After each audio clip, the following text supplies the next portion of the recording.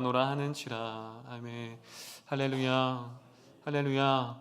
하나님 살아계십니다. 믿으시는 분들만 아멘. 그 살아계신 하나님이 사랑하는 성도들을 통해 그분의 꿈을 말씀하시고 또한 그 꿈을 담아내고 선포하고 고백하는 이들을 통해 그분의 일하심을 보게 될 줄 믿습니다. 할렐루야. 오늘도 이 예배가 그 예배의 은혜의 현장이 됐기를 기도하는 마음으로 말씀을 나누겠습니다. 우리 지난 주 우리 너무 많이 고생하셨죠, 그렇죠? 되게 오랜만에 보는 것 같아요. 지난 매일매일 보다가 거의 한 일주일 만에 보는 것 같은데요. 지난 룻기서를 우리가 좀 1장을 살펴봤잖아요. 근데 1장을 보면 기후로 따지면 매우 흐림입니다. 날씨로 따지면 우리가 다 아시죠? 스토리는요. 나옴이라는 한 가정이 있었는데 그들이 고향이 어디였죠? 베들레헴. 베들레헴은 누구의 고향이죠? 다윗과 예수님의 고향이었어요. 그들은 약속의 언약의 땅에 살고 있었어요. 그래서 평생 언약의 말씀을 붙들고 있어야 되는데 그들이 그곳에 풍년이 들자 그들이 어느 곳으로 이주했죠? 모압. 모압이라는 땅은 하나님이 약속한 땅이 아니었죠. 그렇죠? 그래서 모압 땅으로 갔습니다. 모압 땅에 왜 갔죠? 거기 가면 먹을 것이 있고 살 것이 있기 때문에. 그래서 모압 땅으로 갔습니다. 근데 모압에서 누가 다 죽었죠? 나오미 입장에서는 사랑하는 남편과 사랑하는 두 아들을 잃어버렸어요. 되게 슬픈 장면이 1장입니다. 그런데 2장에서 반전이 일어나요. 1장은 날씨를 따지면 흐림인데 룻기 2장은 매우 화창합니다. 한마디로 나오미와 룻의 가정이 믿음과 가정이 회복되는 장이 바로 룻기 2장입니다. 여러분, 회복이라는 단어 아까 제가 서두에도 말씀드렸는데 우리 자방 한번 볼까요? 자, 회복이라는 뜻이 다릅니다. 다시 일으키다, 소성케 하다, 새롭게 하다. 여러분, 회복의 뜻이 무엇이라고요? 다시 일으키고 새롭게 하는 거예요. 그런데 그 다시가 어떤 상태로 다시 돌아가는 거예요? 엉망이 된 상태, 망가진 상황이 원래 처음 상태로 회복되는 것. 여러분, 이 회복의 연역은 많이 있습니다. 믿음의 회복, 그리고 예배의 회복, 기도의 회복, 관계의 회복, 그리고 사랑의 회복. 여러분, 이 회복은요 많은 영역들이 있어요. 그렇다면 오늘 말씀을 들을 때에 여러분들이 가장 그 중에서 내가 회복돼야 할 것들, 자, 한번 손 들어볼까요? 나는 기도가 좀 회복됐으면 좋겠습니다. 하나, 둘, 셋. 자, 한 5명. 난 예배가 회복됐으면 좋겠습니다. 하나, 둘, 셋. 네. 다 드는 분도 있네요. 자, 그럼 나는 사랑이 좀 회복됐으면 좋겠습니다. 하나, 둘, 셋. 네, 사랑. 나는 좀 관계가 회복됐으면 좋겠습니다. 하나, 둘, 셋. 네. 지금 드신 분들은 무엇이죠? 예배가 회복을 원하시는 분은 예배의 은혜를 경험했기 때문에 가능한 거예요. 그걸 회복하고 싶은 거예요. 기도를 회복을 들으셨던 분은 과거의 기도의 은혜를 경험했기 때문에 회복하고 다시 돌아가고 싶은 거죠. 이처럼 사랑을 회복하고 싶은 분들은 나도 그러한 사랑이 있었어요. 하나님을 향한 사랑, 하나님의 꿈을 향한 사랑. 여러 가지 오늘 회복이 있을 텐데, 그렇다면 이 룻기 2장은 어떻게 그 회복이 시작이 무엇이고 회복이 어떻게 진행되는지 오늘 말씀을 통해 여러분들이 회복돼야 될 그것들을 기억하면서 오늘 이 말씀은 무엇이죠? 여러분들이 회복의 길로 가는 그 첫걸음, 그 시작이 어떻게 흘러가야 될지를 룻기 2장이 말씀하고 있습니다. 자, 그렇다면 룻기 1장 6절을 보도록 하겠습니다. 자, 룻기 1장 6절. 자, 그가 모압으로 갔는데 다시 베들레헴으로 가요. 여러분, 왜 갈까요? 처음에는 베들레헴을 버리고 모압 땅으로 갔는데 이제 모압 땅을 버리고 베들레헴으로 갑니다. 자, 그 이유가 룻기 1장 6절이에요. 자, 1장 6절 크게 한번 읽어보겠습니다. 시작.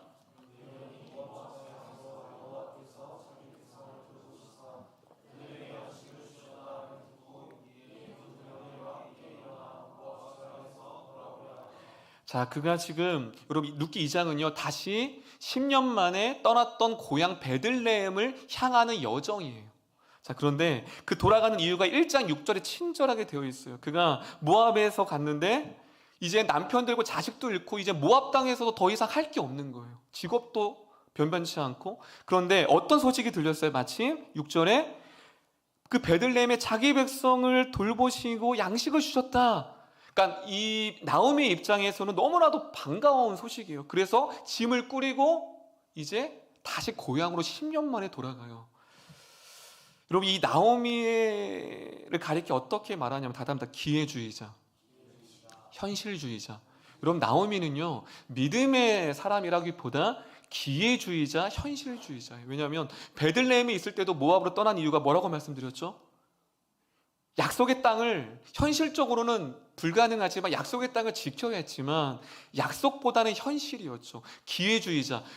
모압 땅에 가면 좋은 직업을 얻을 수 있어. 내가 먹고 살 수 있어.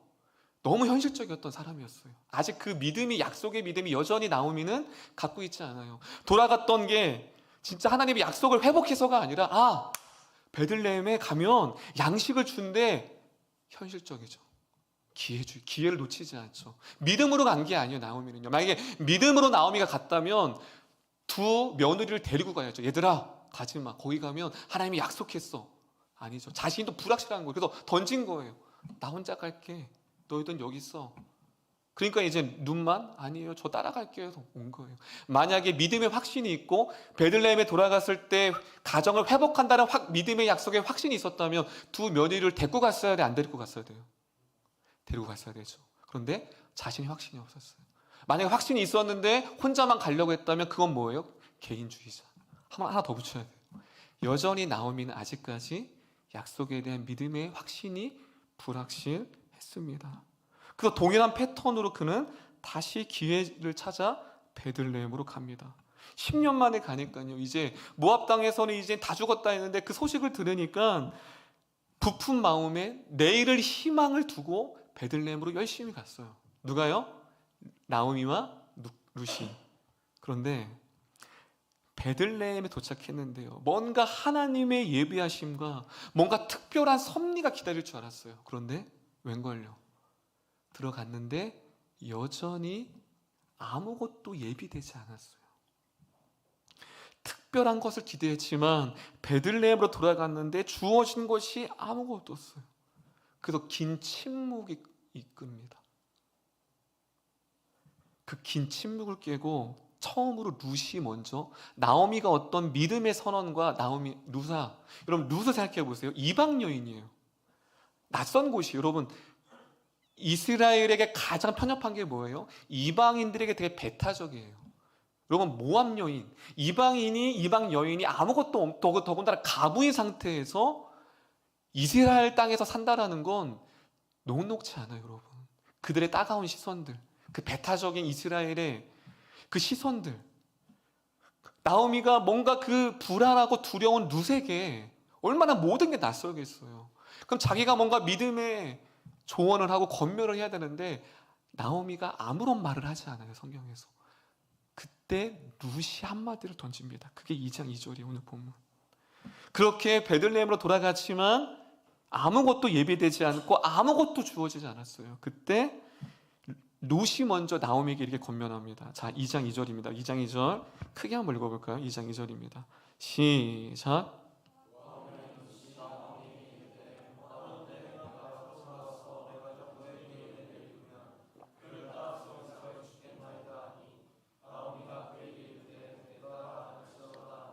자, 여기 보면요. 아마 룻이 좀 기다렸던 것 같아요. 문맥상에 보면. 그러니까 이게 그거죠. 참다가 이제 시어머니한테 얘기를 한 거죠. 시어머님. 왜냐하면 지금 굶어 죽게 생겼어요. 베들레헴을 갔는데 당장 먹을 게 없는 거예요, 지금. 그러니까 이 룻이 참다 못해 이 며느리가 나오미한테 뭐라고 말해요? 어머님, 제가 가서 이삭이라도 주울게요, 이삭. 이삭을 주셔서 우리가 당장 끼니를 때워야 될 것 같아요 라고 하는 거예요.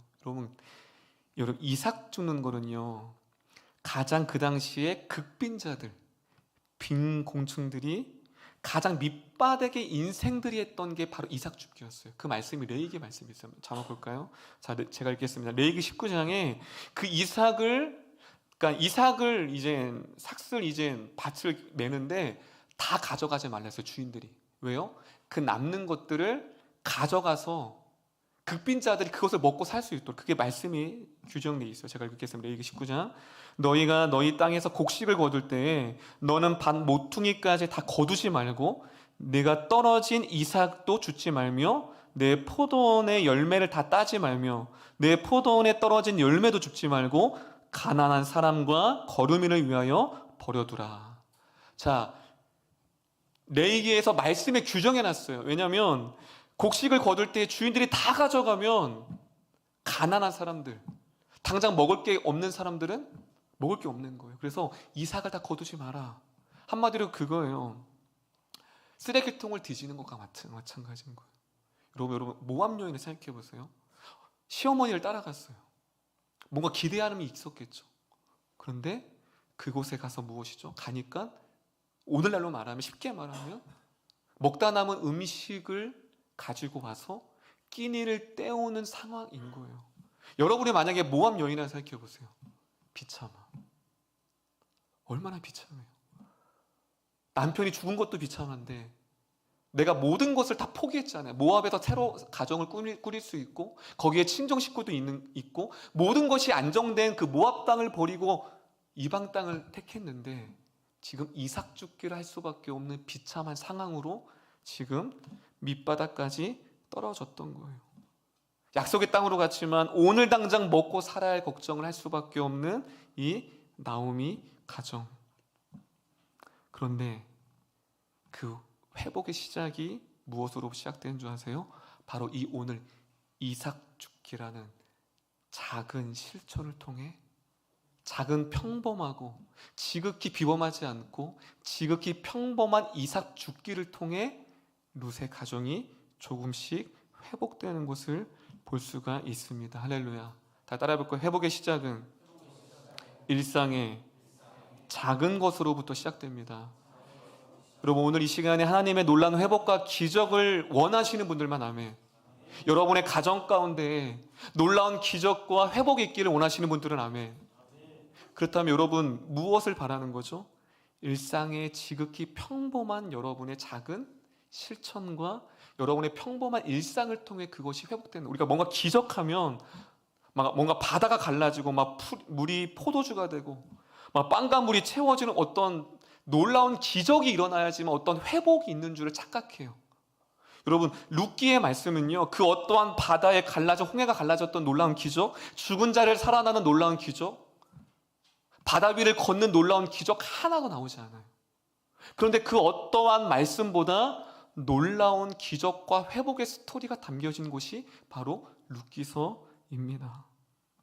여러분, 하나님은요, 여러분의 평범한 일상에 주목하고 있습니다. 할렐루야.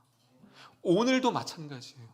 여러분이 오늘 주어진 가정, 주어진 학교, 주어진 직장, 여러분들이 일상 가운데서 평범하게 마주한 그 일상에서의 그 하나의 선택, 그 하나의 마음가짐, 그 하나를 주목하시고 어떠한 큰 업종, 큰 믿음, 큰 기도, 그것이 아니라 여러분의 평범한 일상에서의 작은 순종을 통해 하나님은 회복의 첫 걸음을 시작합니다. 할렐루야. 바로 그것을 보여주고 있는 거예요. 그가 방문을 열고 이삭 죽지 않았다면 그 회복의 시작, 그 구속사의 시작은 나오지 않았어요. 여러분, 룻은요, 그 구속사의 시작을 연 사람이었어요. 그런데 그 시작이요, 어떤 비범하고 어떤 놀라운 일이, 사건이 있는 게 아니라 자기의 상황에서, 주어진 위치에서 최선을 다해서 하나님 앞에 순종함으로 나갔던 그 평범한 일상에서의 시작이 바로 구속사의 시작의 문을 여는 한 페이지가 되었다라는 사실입니다. 할렐루야. 할렐루야. 여러분도 주어진 일상이 있을 거예요. 자녀로서, 부모로서, 아내로서, 남편으로서 그 주어진 하나하나의 선택을 통해 하나님은 여러분들을 통해 그 기적을 일으키기를 원하시는 것을 룻기를 통해 우리에게 말씀하고 있습니다. 그렇게 이삭 주우러 갔어요. 그런데 그 시작이 회복의 시작이라고 했죠. 그 뒤에 스토리가 기가 막힙니다. 2장 3절입니다. 2장 3절. 그렇게 평범한 일상에 이삭 죽기를 갔어요. 그런데 어떠한 것을 만나냐면, 자, 2장 3절 성도님이 읽겠습니다. 3절입니다. 시작.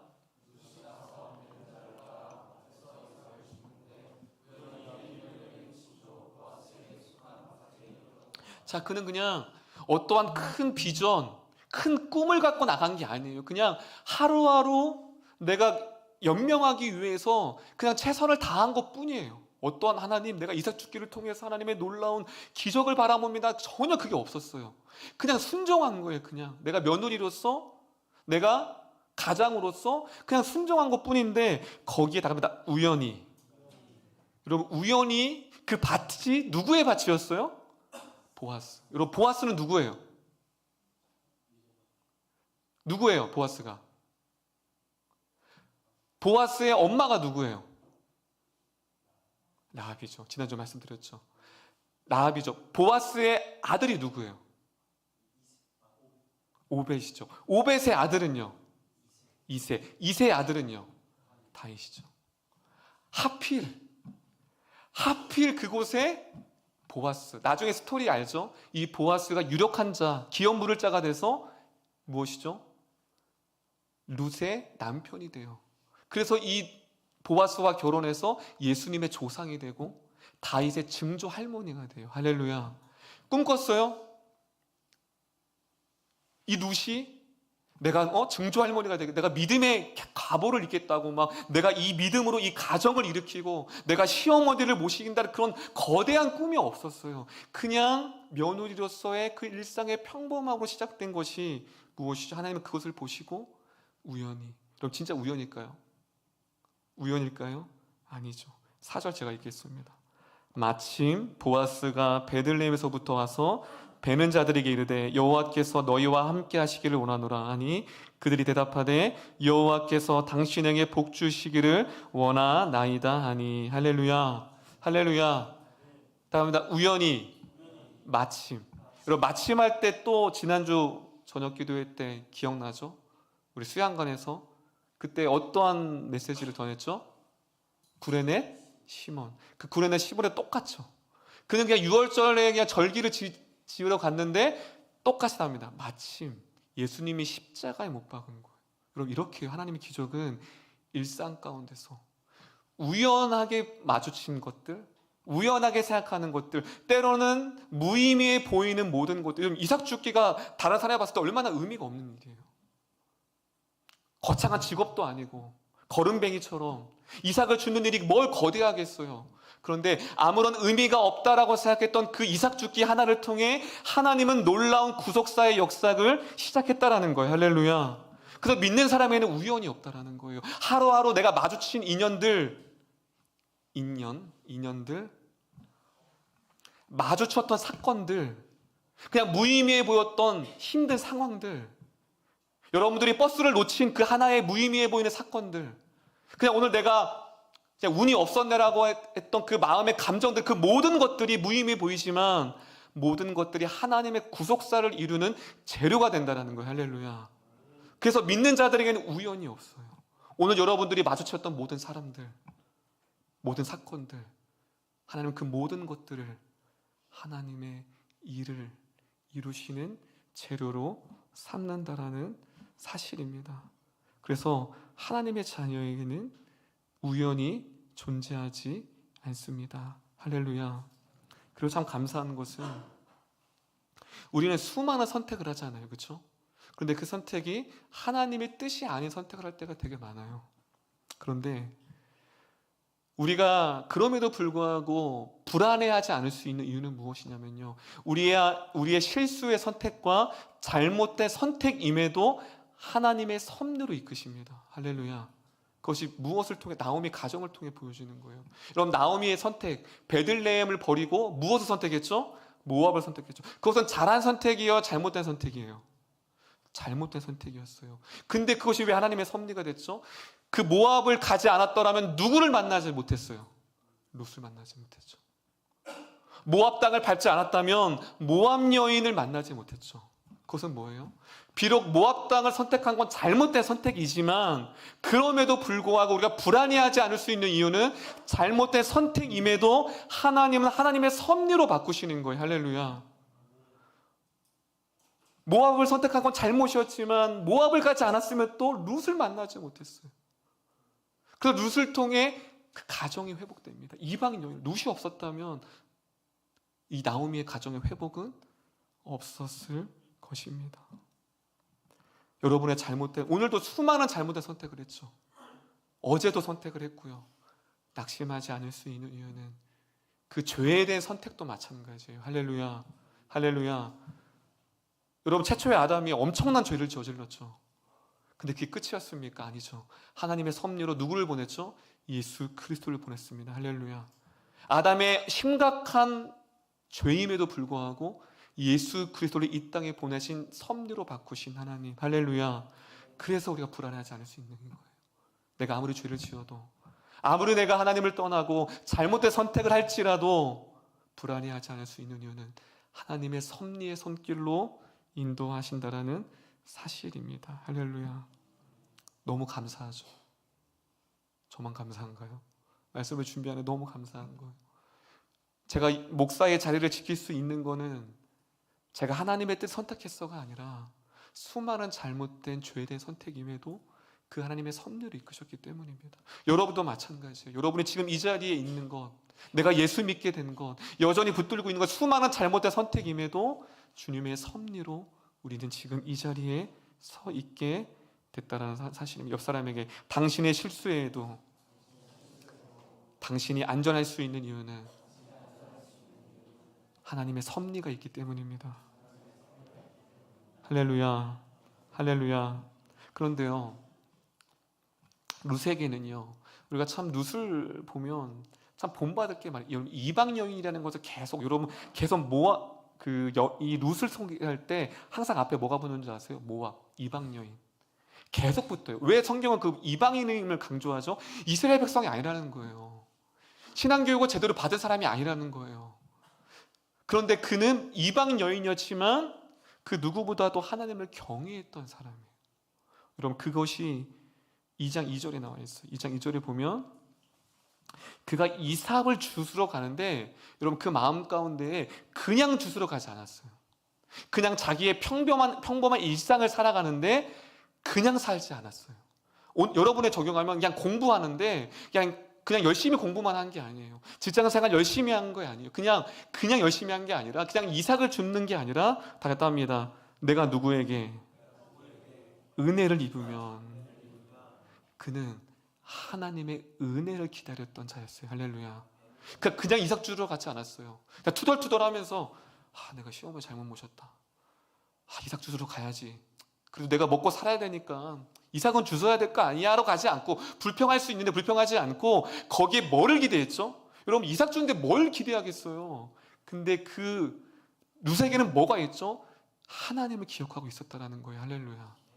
은혜를 입게 된다면, 그 은혜가 뭔지는 몰랐어요. 하지만 은혜를 기대했어요. 근데 그 은혜에 기대된 대로 다답니다. 하나님은 기대한 대로 준비하시고 기다리고 있습니다. 할렐루야. 여러분, 하나님은요, 여러분들이 지금 오늘 이 예배로 나올 때 하나님을 향한 기대한 만큼 준비하세요. 할렐루야. 할렐루야. 지금 보세요. 은혜를 기대했어. 이삭 줍는데. 근데 뭔지는 몰랐어요. 그 은혜가. 이 형편없는, 여러분, 이 상황에서 어떤 은혜를 구할 수 있어요, 여러분. 근데 그 은혜대로 하나님이 놀라운 보아스를 준비하고 기다리셨어요. 할렐루야. 할렐루야. 기대한 만큼 받아갑니다. 오늘 그 은혜가 저와 여러분 가운데 있기를 소망합니다. 말씀을 준비하는데 너무 기대되는 거예요. 하나님이 계획하시고, 오히려 하나님이 더 기대돼요. 여러분, 그거 아세요? 선물을 받는 사람보다 선물을 준비하고 기다리는 사람이 더 설레는 거 아세요? 네.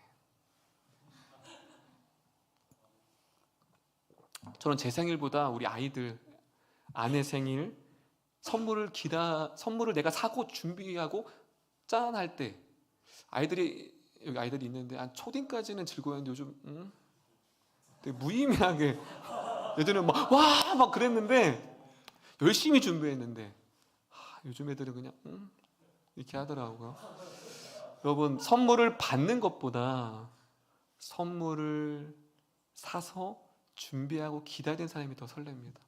여러분, 하나님은요, 그 룻을 기다렸어요. 할렐루야.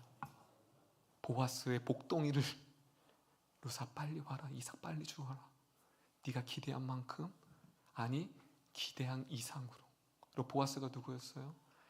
가게 계보에 유력한 자, 기업 물을 자였어요. 여러분, 놀라운 은혜를 하나님이 기대한 것 이상으로 룻에게 기대한 만큼 기다리고 있었다라는 사실입니다. 다답니다. 섭리란 나의 최선과 하나님과의 최선의 만남입니다. 저는 섭리를 이렇게 정의하고 싶어요. 우리가 섭리 하잖아요. 근데 그것은 나의 100%의 최선과 하나님의 최선의 만남이에요. 믿으시는 분들만 아멘. 반드시 그 하나님의 섭리를 내가 항상 우리 하나님은 100% 최선을 다하시죠. 근데 그 하나님의 섭리와 일하심을 만나려면 누구의 최선이 있어야 돼요? 나의 최선. 여러분, 룻은요 기대만 하지 않았어요. 기도만 하지 않았죠. 바라고만 있지 않았어요. 직접 이삭을 주우러 실천하였고, 그는 그래서 뒤에 보면 쉬지도 않고 계속 일해요. 보아스가 그걸 본 거예요. 수많은 종들을 봤는데 룻은 쉬지 않는 거예요. 그 땡볕에서 수많은 아랑곳하지 않는 그 상황 가운데서 수많은 이방이라고 멸시하는 그 조롱 가운데서도 그는 그 누구보다도 성실히 매일매일 평범한 일상을 최선을 다했어요. 그때 그 최선과 하나님과의 최선이 만나 하나님의 놀라운 섭리로 이끌었다라는 사실입니다. 할렐루야. 그렇다면 여러분들이 최선이 무엇입니까?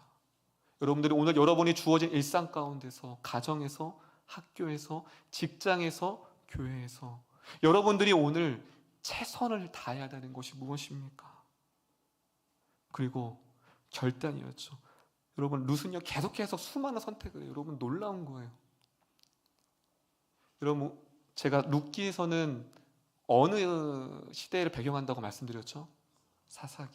사사기에는 선택의 문제가 있었죠. 자기의 소견에 옳은 대로 선택했죠. 그런데 룻은요 그 반대예요. 여러분, 이방 여인인데 수많은 선택 가운데 하나님이 경외합니다. 모압 땅이 아닌 베들레헴을 선택하고요. 그리고 이삭 죽을 선택하고 수많은 선택의 기록에 있을 때에 그는 믿음으로 결단합니다. 오늘 저와 여러분들 룻처럼 환경과 상황 때문에 주저하는 것이 아닌 믿음으로 여호와를 경외하는 마음으로 선택하는 은혜가 있기를 소망합니다. 그때 하나님의 헤세드가 임해요. 헤세드. 자, 룻기 2장 8절입니다. 룻기 2장 8절. 자, 룻기 2장 8절. 자, 보아스의 선대가 나오는데요. 놀라운 은혜입니다. 읽겠습니다. 시작.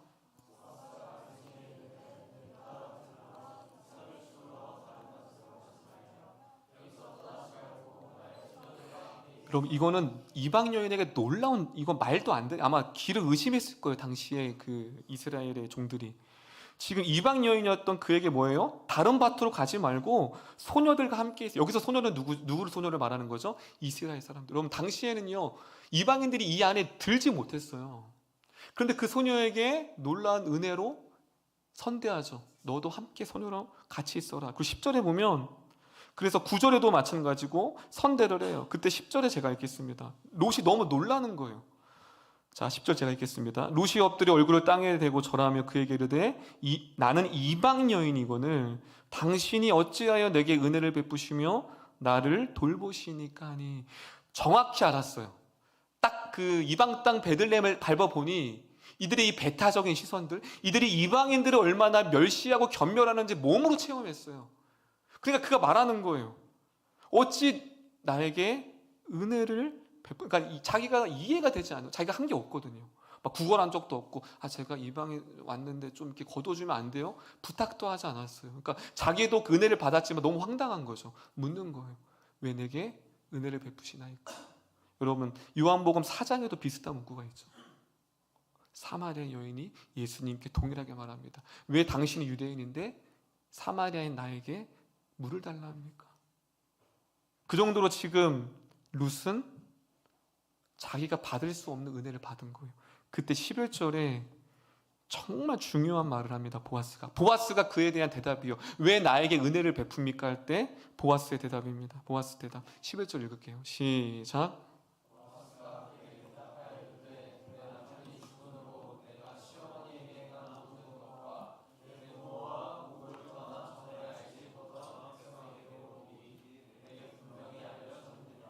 아멘. 할렐루야. 그럼 보아스가 정말 롯이 진짜 깜짝 놀랄 만해. 뭐라고 물은 거죠? 제가 이렇게 스토리를 말씀드린 이유는 스토리를 아셔야만 이 메시지를 알 수 있기 때문에. 잘 따라오고 계시죠? 네. 놀랬어요, 롯이. 왜 당신이 오늘 처음 보거든요, 이 보아스를. 그런데 자신의 이방 여인인 나에게 왜 은혜를 베풉니까? 그때 뭐라고 말해요?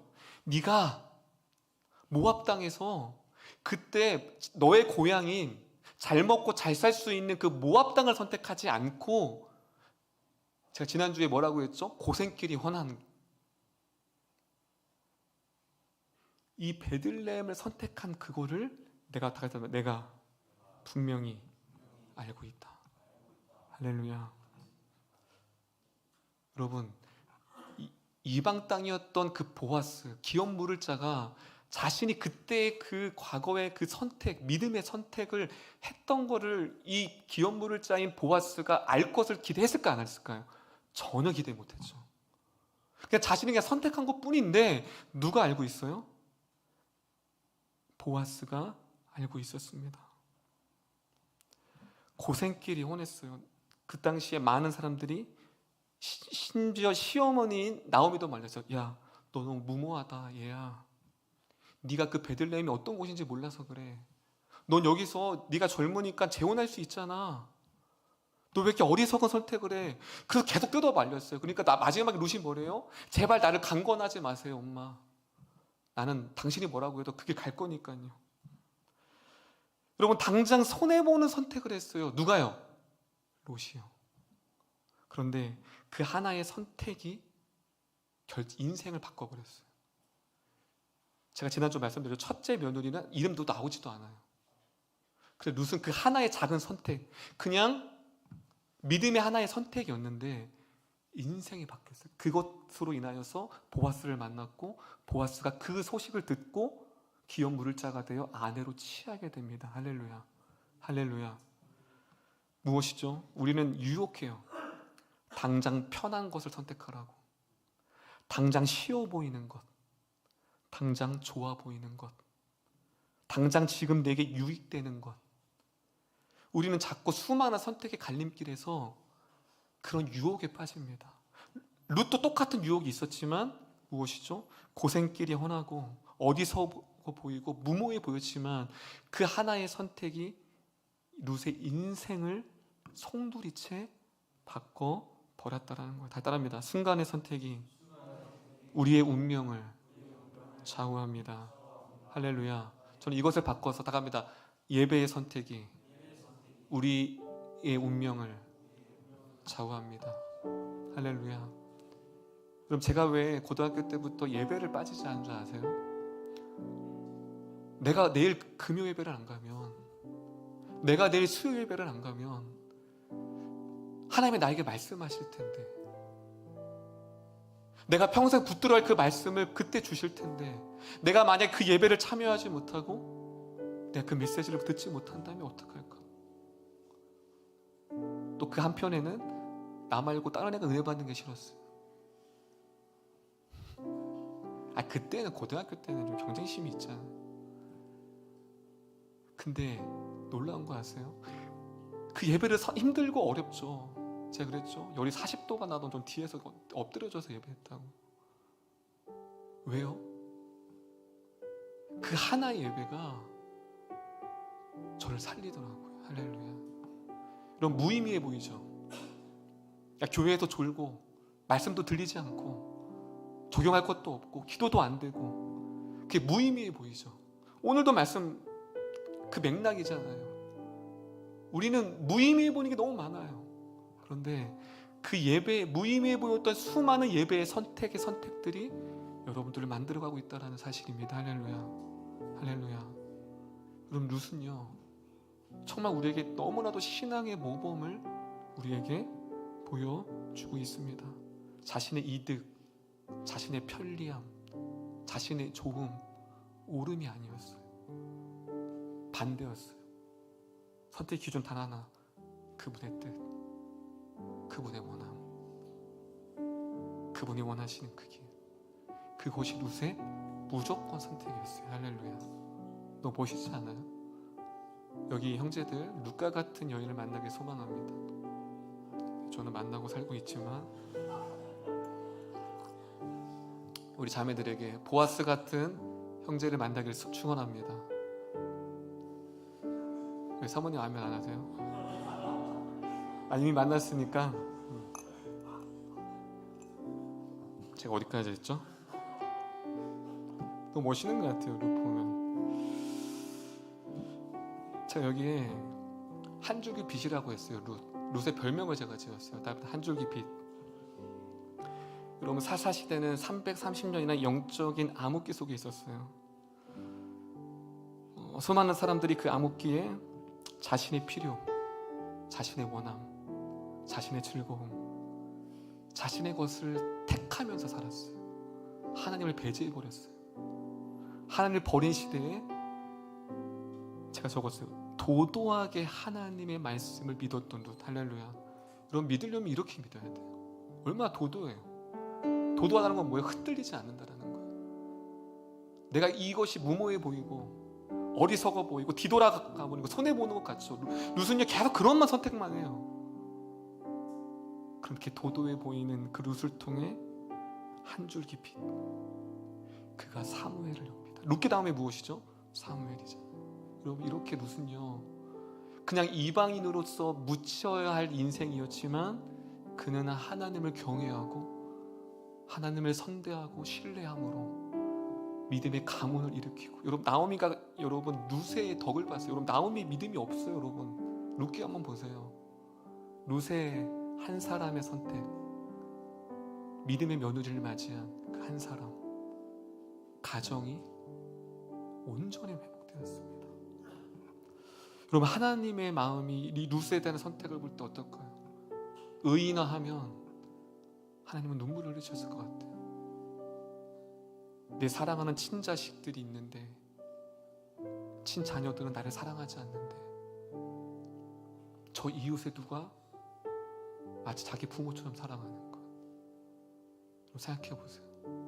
여러분 지금 하나님 그런 입장이에요. 내 자녀들은 다 자신을 버리는데 이방인이었던 이 룻은 하나님을 너무 사랑하는 거예요. 그분을 위해 희생을 아끼지 않는 거예요. 하나님은 얼마나 이 시대 가운데 위로가 됐습니까? 저는 이 시대에 한 줄기 빛이 여러분이 되기를 소망합니다. 할렐루야. 무모하게 선택하세요. 우리 명모가 아멘 했는데 어리석어 보이는 걸 선택하세요. 손해보는 것. 근데 그 선택의 길 위에 하나님의 보아스와 같이 하나님의 선물을 듬뿍 담아 여러분을 준비하고 있습니다. 할렐루야. 옆 사람에게 당신이 이 시대의 룻입니다. 할렐루야. 할렐루야. 이제 우리 이름교회 인사는 당신이 룻입니다라고 거꾸로 나는 룻입니다 하면서 그렇게 믿음으로 선택하는 말씀 준비하면서 마치 이 찬양의 고백이 룻의 고백인 것 같아요. 여러분 이 가사를 우리가 읽고 우리가 부를 텐데요. 룻의 심정, 룻의 마음, 룻의 신앙을 갖고 이 가사를 한번 우리가 보고